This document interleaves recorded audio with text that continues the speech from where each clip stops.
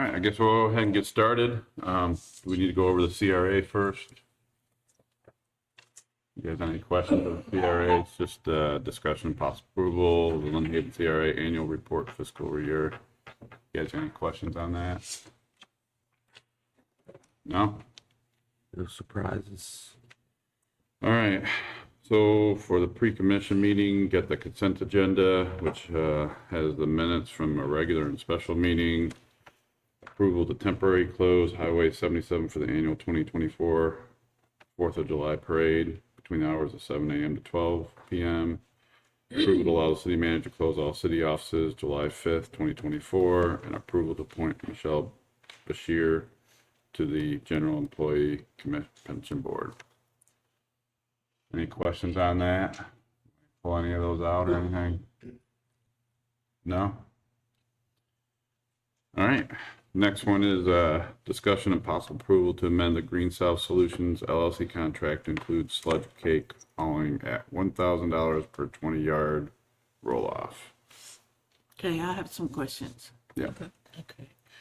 I noticed on the warrant list that we paid them almost $85,000 this month. Yes, ma'am. Okay.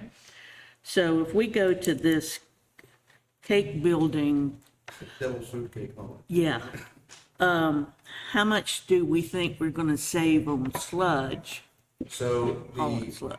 the liquid trucks are about 6,000 gallons, which is, I think, $635 per truck that leaves. That truck, the one liquid truck is equivalent to like 4 roll-offs. So I'm sorry, swap that. 4 liquid trucks is equivalent to 1 roll-off.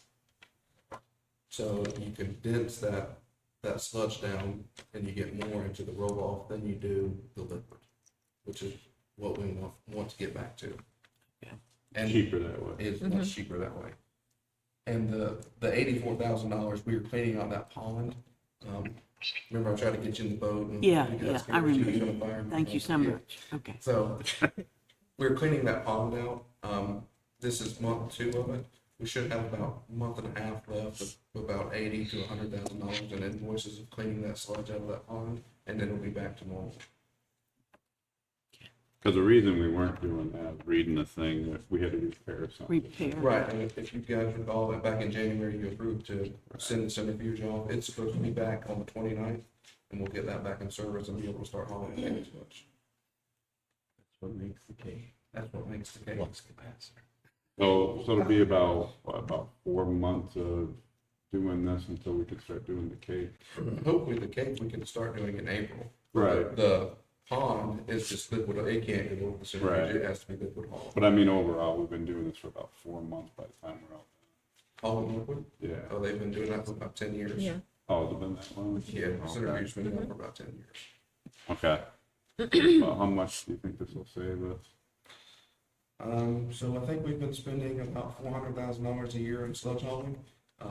Just to show an equivalent, the St. Andrews and the Millville wastewater plants in Panama City, which are bigger than ours, they spend about $80,000 a year hauling cake versus what we spend $400,000. Substantial savings. Substantial. Okay. So what do you do with the lake once you clean it out? It just becomes still a lake? No, it's for the reject. So if something, like say we have a rain event and we're inundated with sewer, we can put reject in that pond and then drain it back into the plant to treat it. Okay. Any other questions on that? All right, next we have discussion and possible approval to award RFQ for professional utility engineering services wastewater treatment facilities design to Mont McDonald, Florida LLC. Any questions on that? I have a question. Can only certain engineering companies apply for this since it deals with Yes, wastewater? ma'am. As part of the RFQ, we require them to submit their experience and their past projects. We definitely don't want a firm that specializes only in roadway construction to win the wastewater plants. So they were judged on their experience of wastewater and what they have done in wastewater plants. Okay. Yeah, one of the things I noticed was the scoring They work like really close to each other, so Mount McDonald must be really experienced in this area. Mon is very good. They're, speaking of mine, they're probably one of the best in this area for sewer plants. Okay. And the scoring in the RFQ, Lisa did a great job separating and showing, what we are looking for and what we require. Right. So we were able to really score it well by the committee, and she did a great job with that. Awesome. Any other questions? Thank you. Discussion of possible approval to change out the lighting and take over the monthly cost for the street lighting on Mel Bayou Boulevard in front of North Bay Haven Charter School due to safety concerns. All right. I have a question. I got a lot of questions. Yeah.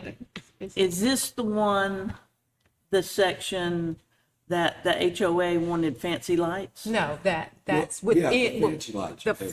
But there was two parts of it. Remember, inside of their complex, they wanted that. Okay. And then these are near the school, where the schools The are. main boulevard. Yeah, Main Boulevard. So now they've decided they don't want fancy lights in front of the They school, haven't paid They for haven't these paid. lights for years. but they put them up. They did. The developer put them up. And when their contract ran out, And- they just quit paying it. So Florida Power's to the point, they're ready to pull them out. Bobby, how Well, I can't long blame them. have they gone without paying? 2020. Since 2020?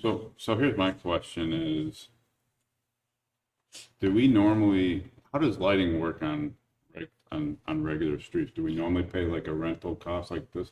Yes, yes. There's a monthly fee for each light, which includes the power and the maintenance. Okay, so this is totally normal because this Yes. is actually a public road. It's not owned by the HOA or Correct. anything. Correct. So here's my question. The thing a couple things I was thinking about with this is, would it be beneficial for us to get a letter from the HOA saying this is what they want? And this is the reason why I'm going with this is, once we change them, I can just foresee residents going, what happened to the fancy lights? We don't like these lights. But they haven't been on, have they? Have they been on, the Yes. fancy lights? Yes. Florida Power's been carrying the cost. For the past. They don't even 4 want years. the lights in their development. Let's take them over. So why didn't Florida Power and Light, Just cut them off. yeah, Because of Public safety safety. concerns. It's okay. cool. Then why didn't they put a lien or sue or whatever you It do? started with Gulf Power, and when Florida Power took over, they just carried the cost. That's about the time that they, But- I think, transitioned over was 2020, Okay. 21. But they're to the point of removing them. Because when I don't pay my bill, They surely will cut you. But and it's they look a at safety it as a hazard. Safety concern for a school. I know. I don't know, what do you guys think about that? You see what I'm getting at with that? Because I just see residents complaining about it, and I'm like, okay, if we get, because originally this all started with the HOA, and if we get the go-ahead from the HOA, then if residents come complaining to us, we're like, hey, we reached out to your HOA, they said this is what they wanted, and this is what we did. And we're making sure that we're not taking over any lighting inside of the complex, because normally the city, if they were to do something like that, they would have an agreement. They don't have an agreement, and that's kind of where the disagreement was. We never had an agreement to take over all of their lighting. But Right. this is public right away, so that's the only reason we're concerned about that. Right. Yeah, but I agree with you. Yes, I think that there probably should be some type of letter we send as documentation that we've done this. So, 10 years from now, somebody asks why those are, have been changed out, they don't look good. We can put that, and we can even do it by resolution. And Kevin, you tell me if I'm wrong, Yeah, you can. just for documentation. Yeah. Do we pay by like per light basis? Is that how it works? Yes, citywide, yes, So every street. when the developer put them in, did they put in by the standard spacing or would it No, they put in a light the city doesn't accept, Correct. and the spacing was too close. Correct. So They're decorative. should we consider removing some of them to save us some money? That's what this That's what- does. Okay. There's 24, and we replace them with 14 brighter lights, Okay. Different lights than what they have. different lights, ones that we accept. More efficient. Yes. Amanda, Can I ask a question? So we've got a development order under review for phase 1D of the Shoreline Village, the final part with the houses going in. And some of those houses are going to front onto the boulevard, but further on up towards where that new roundabout is going in. So my question is, if you change these lights out, do those people that live on the road, facing the road, are they gonna have these lights now? These lights only go to the bridge. Only, Okay, so even if it's on the boulevard after the bridge, it will be. They're still under contract for the rest of it Okay, that's for another correct. year. That okay, is, thank you. yes. At which time they'll probably come to us Well, in a year to do that. that was gonna be my other question is, how does it typically work in subdivisions as far as lighting goes? Does normally, it belong to the city and we pay the monthly fee, or does it normally belong to the HOA? Both. Both. If they want to keep it private with a special light, they can do that. But if they want the city to take them over, there's certain lights that we allow. And once we take it over, we take the lights also. But we regulate the spacing and the type of light. So how's that work if it, like, because I know it's coming, Mill Bayou, it sounds like, from my understanding, next year, if their contract's gonna expire, like you Yes. even said it, they're gonna be coming to us. So what's the city position on that? Should we take them over? How does that work? Have we ran into this situation we- before? No, well, no, one place, but was it Wood Run? Wood Run. Wood Run was private lights. They all got destroyed. They can't be replaced. We told them if they would replace them with the Gulf Power lights that we approved, that we would take them over, but they would have to replace them. Yeah. And the city's just- position is we don't necessarily want to take over lighting fixtures. But in this case, it's such a public safety issue that once those lights, I mean, Gov Power is threatening to just turn them off. You're talking about up in front of the school? Yeah. Yeah, that I totally agree with. Okay, so you agree with that? Because that's a public, I Yeah. get it. And there are a lot of activities at Yes. school at night. Yes. Yeah, but my position on taking over lighting inside of the neighborhoods and HOAs is that I don't think the city needs to be responsible for decorative lighting. Because that was all agreed at the beginning, right? Yeah, that's what should happen at the beginning. There should be either agreement that the city is not going to do it or an agreement that the city is going to take over them because they followed our guidelines. Yeah. When they originally put the lights up, how long was their contract I believe it for? was 5 years. So at the end of the 5 years, they stopped They paying, just- and that was the 20. Right. So those lights only been up for 5 years? No, Been up 8. 10 years? Yeah. about 10. Yeah. So it must have been every 5 years they renew it. Okay. Any other questions? All right, thank you. Discussion only of Chapter 10, Articles 1 and 2 of the City Code. I do have a question about the light. Oh, go ahead, sir. Thank you. I do know we're referring to the school lighting, which I'm in agreement with, but I know there was some alluding to the question about taking over the HOA owned lighting. And so at this point, are we, because we've been in some communication with some of the residents there, are we saying, I know it's not official because we're not voting on it, but are we saying as a city commission that we're at this point not going to entertain taking over the lights within the subdivision? I said, you think as a city commission, I've Oh, given you for the- my opinion. For the on it. subdivision? Yeah. I guess we have to look at what the original, because there's a normally agreement when they do the development order, right? So I guess we need to look at what that agreement is, and that agreement says it belongs to them, I would think. Yeah, but for this, it's just the Right, lights. that one. Yes. He's talking about the subdivision. They're still under contract for Right. a year. Yeah, exactly right. And But- there was an ordinance, Mayor, that was passed, and the city commission gave them permission to put up some decorative lighting, but nowhere in that ordinance did it say that the city would be taking them over. Right. So at this point, the city's position is, first of all, you know, that's a cost that we would have to incur. And I don't think we need to start something of taking over lighting within an HOA, and then every subdivision that's built will ask for that. Right. But is that written down somewhere? Well, they'll usually come to us and they're either a development order or an ordinance passed by the commission, whether or not that will happen when there's a development that goes on. And we have technical standards, so for certain things, we have what we will, what we want. And if anybody does anything different from that, then they have to be responsible for that. But is it in writing that if they decide to do that, and then later on down the line, they decide not to do it, is it the city's responsibility that we will not take on that responsibility? No, it hasn't been. Woodrun's a perfect example, you know, because they wanted special lights, that the city wouldn't do it, and we still haven't done it. We told them if they put in the Florida Power approved lights and, you know, do the proper spacing, the city would. And Bobby, they did. do you have, there are two agreements with two subdivisions.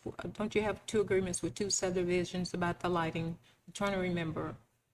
Woodrun's the one that can, Woodrun, and they'll buy you. And Fuel Depot, Marina Island Fuel Depot will have development. And so all of these things will be clear and start being when you sign, right? Right. But if the HOA goes defunct, Then we got no choice. Oh, yeah. then we would have them switched out, you know, and spaced the way we do. I mean, good thing is we have time to think about it, but I would think it all depends on what that development agreement, is that what they would call it? The development agreement says. and we do agreements for roads, whether, when we're gonna maintain roads or not, if they're private Right. roads, we do When you those. sign the plat. Yeah, Yeah. we take those over, and I see what Commissioner Vandergriff is saying. You know, usually within HOAs, when they start, they want the neighborhoods to be very decorative, and I get it. And normally the city will probably tell them up front then that that can't happen. If that needs to be in writing, then we can surely start doing that. And I believe Woodrun was actually in the plat. On their dedication that they would maintain the lights, I believe, on theirs. Okay. Do you have anything else, Mayor? No, sir, that is all. Thank you. All right. And then the discussion only at chapter 10. Do you guys have anything on that? Mayor, did you want to say anything on that? Yes, first let me say we're not skipping chapter 2. I have spoken to Kevin, he did send over an ordinance for that, and so the plan for that is to, with chapter 2, which is our public meeting discussion, is to make an ordinance, to simplify the ordinance by saying that we can basically change the rules by resolution. That way we don't have to have an official ordinance every time something adapts. So we're going to bring the ordinance that would allow us to have a resolution to implement the rules or the guidelines for meetings. There might be a better term to use instead of rules, but the guidelines for our meetings, as well as, you know, how to add things to the agenda and such. And so that will be by way of resolution. So we are working on the resolution for that. So I don't want anyone to think that we're just skipping chapter 2 and just not doing it. We will have that at the next meeting. For chapter 10, I didn't want us to stop forward momentum. So for chapter 10, we're looking at Articles 1 and 2. And after speaking, because there's like several parts of chapter 10. So we're just focusing on Articles 1 and 2 right now. But after speaking with the city manager as well, her and staff, specifically Ty Ferris, have some things they would like for us to sort of be attentive to in Articles 1 and 2. And so at this time, you know, they can show us sort of what they would like for us to focus our attention, in addition to whatever stands out to us as well. Correct. So Ty, Yeah, I didn't make any recommendations based on the notes that I made here that you guys were provided. I think these are areas that we need to bring some clarification to. You know, for instance, I'll just use the feral cat. We get a call from an apartment complex that there are 7 feral cats. Please come out and trap them. We trap them. Then we hear from the neighbors that feed them. You guys are terrorists coming to steal our cats. And so we try to go by the ordinance, but yet if somebody feeds a feral cat, they're to be responsible for it. It's hard to prove who's responsible when 7 neighbors are feeding cats and nobody wants to go get them fixed and pay for immunizations. The other item that I think was the largest that we need to probably clarify is when we designate a dog as a vicious dog. As a pet owner, as a dog owner, my dog will charge towards, somebody walking past the street with another animal, but will stop shy of leaving the yard. According to the ordinance, that could be considered nuisance and vicious. Whereas you go to nuisance and it has except for protecting personal property. So I think we have a couple of items that are in conflict, and we probably just need to bring some clarification to it. And I think that when we were going through it, that is probably it. It's the wording, pretty ambiguous. We can't figure out how to interpret it because it could be interpreted 2 ways. And so I think clarity is one of the biggest things in Article 1. And I think I sent that all to you with just some suggestions of things you want to look at.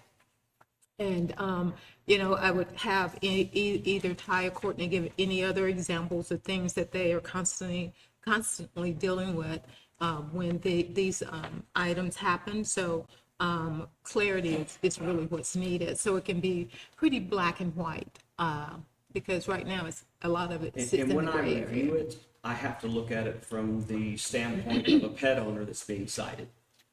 What loophole can they find to get past? And it happens on a regular basis. I'm sure. I bet.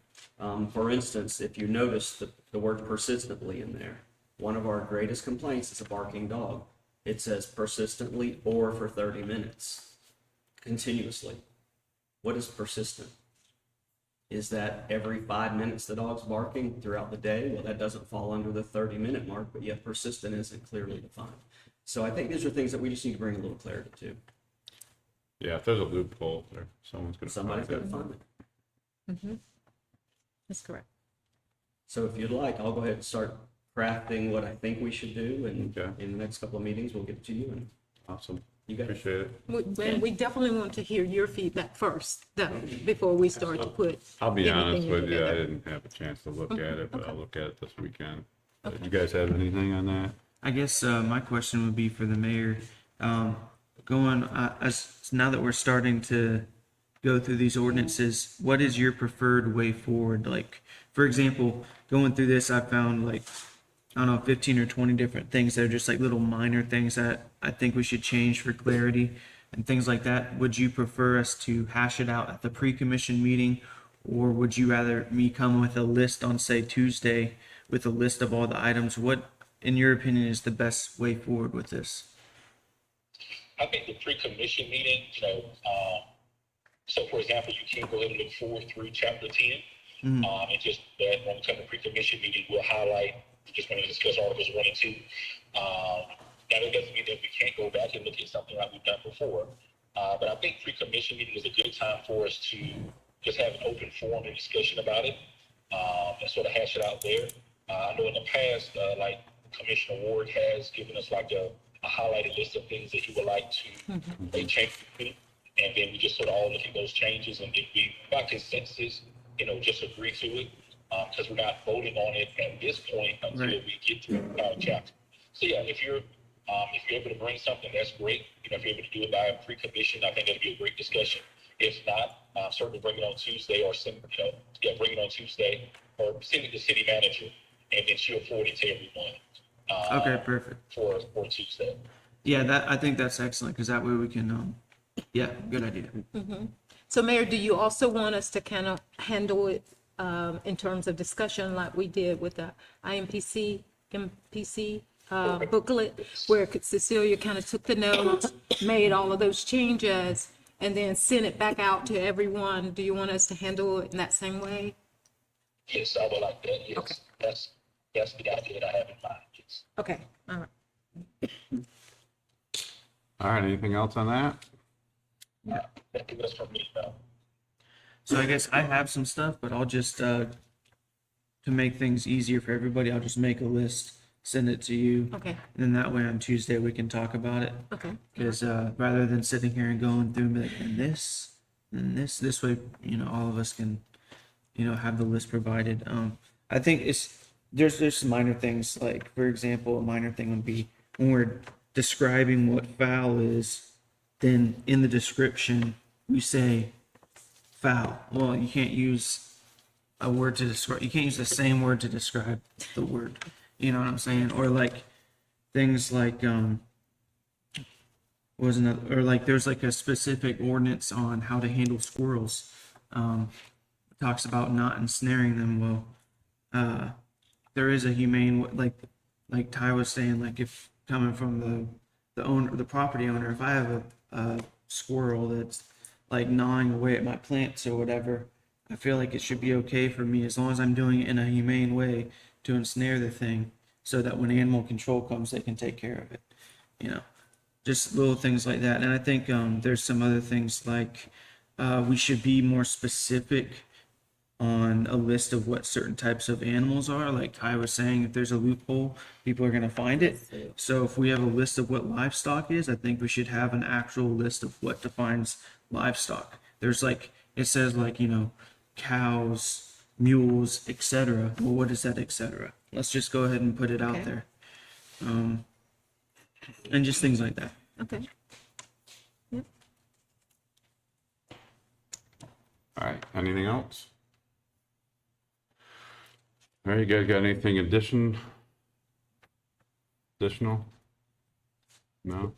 I spoke to Kevin after the last board meeting about how other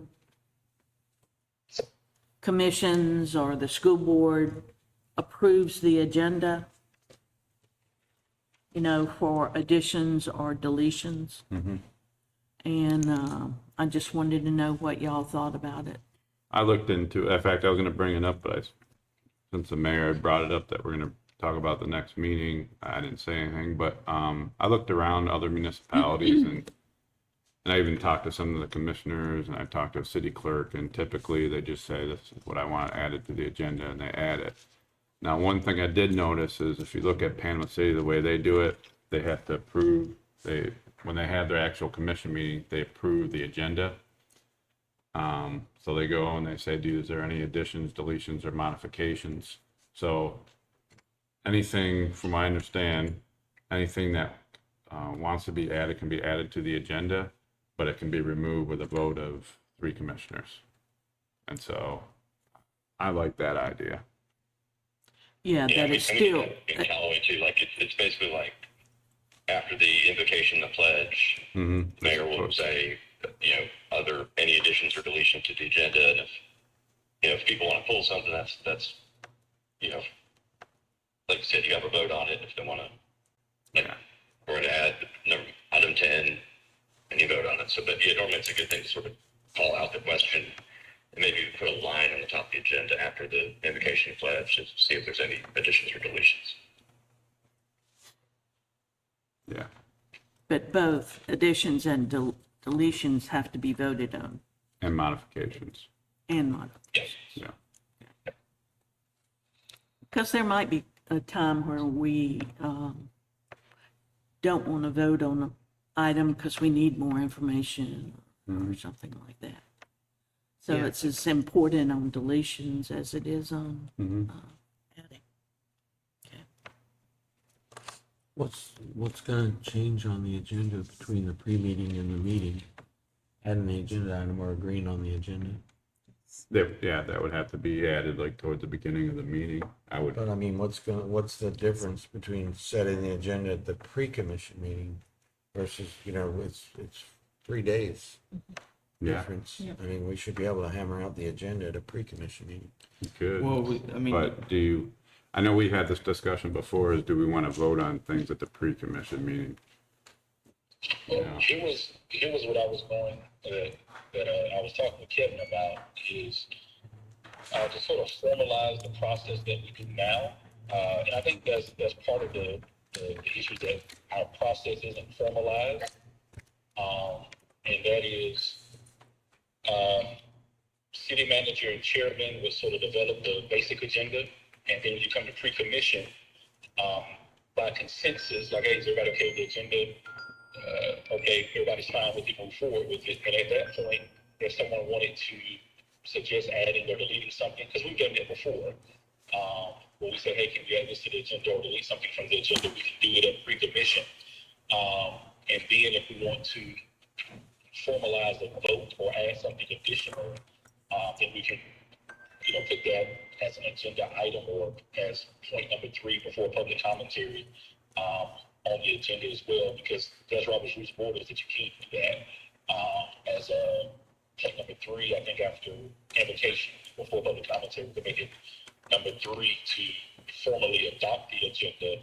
But typically, by consensus, we just look at our agenda and say, okay, yeah, you like it or don't like it, or add or delete something. So it hasn't been a formal process. I think that's the issue, is that we haven't formalized it or put it on paper like this is what the agenda adoption process is. Now, I think the only one that and I haven't looked at all of them, but I know like the county has a public statement about how their agenda process goes. So that was sort of the thought, was pre-commission could be a time for discussion, look at the agenda that's presented to us. If we want to add something at that point, we mention it. And if there's a consensus by the commission, then we hey, that's our agenda moving forward. And if there's something pressing that can't wait until the next commission meeting, then we can't add it, at the beginning of the next meeting upon request. So I think that's a good idea, because if it's discussed at the pre-commission meeting and we might need additional information, that would give us the city time to get us the additional information before we voted on it. That was really part of the whole reason doing pre-commission meeting We was should for be able that. to agree on an agenda at a pre-commission meeting, Yeah. you know what I mean? Well, But I can we'll- see having a formal thing if you're gonna surprise anybody with an agenda item at the meeting, but, or in between that short time between pre-commission and meeting. But let's try to all agree on the agenda at our pre-commission meetings and then go from there. I mean, there should be a formal process, I agree, but I think it ain't worth smoke if we can't agree on an agenda at a pre-commission meeting. there has been times in the past where it's not necessarily like whether we want the item to be on the agenda or not, but more so like, I don't know, let's use stormwater or something where there's a ton of numbers and research that goes into it. It might be on the agenda and we all have a consensus that, yeah, this is important to talk about. But it might come that, Additional we get, information. yeah, like Yeah, we that's get the understood. agenda on Thursday. We only have Thursday night until Friday. And then there might be like, I want to run some math on this. And then by the time it comes Tuesday, it might be like, We're not ready. we're not ready. Let's just push it to the following meeting. Not so much get rid of it, period. We should be able to understand that and have cognizance of it at the pre-commission meeting.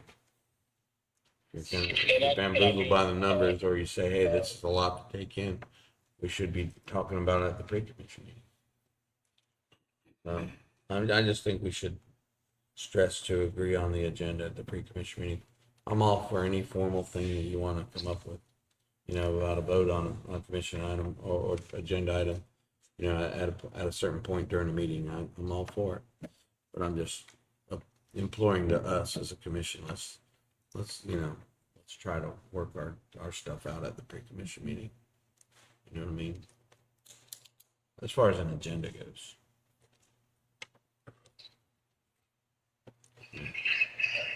yeah, I agree with Commissioner Perno as well.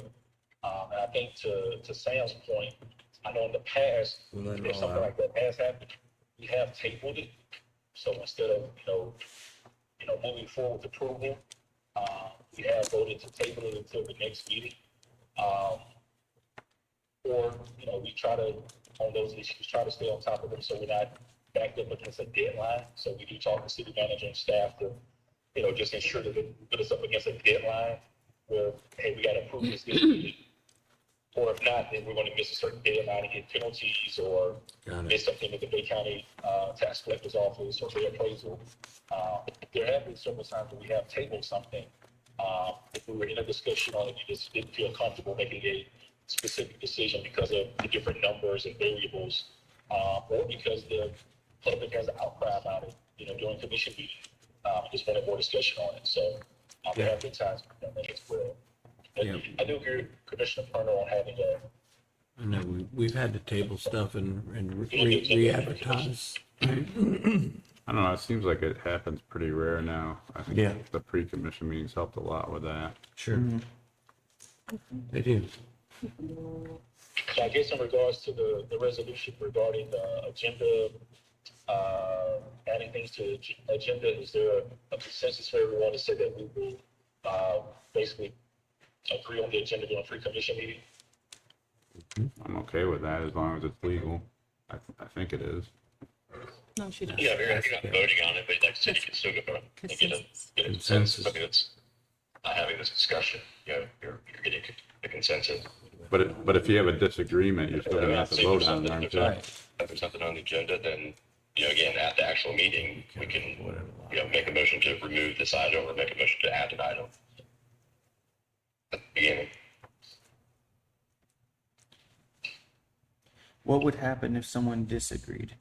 That's what I'm trying to find out is, Yeah. if there was a We- we- disagreement, It would go to the process I of the think we vote. say consensus. I mean, if it's 4-1, then that's consensus. If it's 3-2, then that's more majority.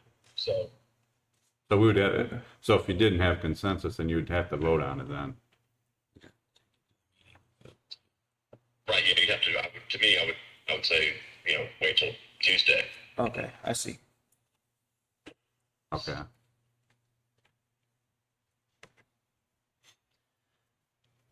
All right. Anything else on that? Nothing for me. Nothing? You guys have anything else additional you want to bring up? I just want to give props for all the notes the other night. Yes, you did an excellent job. The comprehensive plan, when we plan on going over that? I think that mayor's, I think you wanted to bring in Dr. Chapman first. And I know that they're at the end of their semester, so it would be helpful for him after spring break, if he could, which is, I think, spring break. I don't know when FSU spring break, it may have already gone. So I can reach back out to him again and see if we can do that fairly quickly. I'd just now. like to get back on that because I feel like we're behind on it. We've been talking about it for a while, Sure. so, When's the deadline? well. We Was it have rid- to get all the changes to them in the form of an ordinance for them to review for February, it's by the end of January. of next year? I work better with a deadline. Yeah. Yeah, me too. So we can all start. We can set our own, deadline. I think once we talk with Dr. Chapman, they give us an idea of the breadth of what we're looking through, along with Amanda, the breadth of what we're having to look at. Deciding if we want to do the comprehensive plan and UODC, because those are two separate, Right. they're separate but separate, so,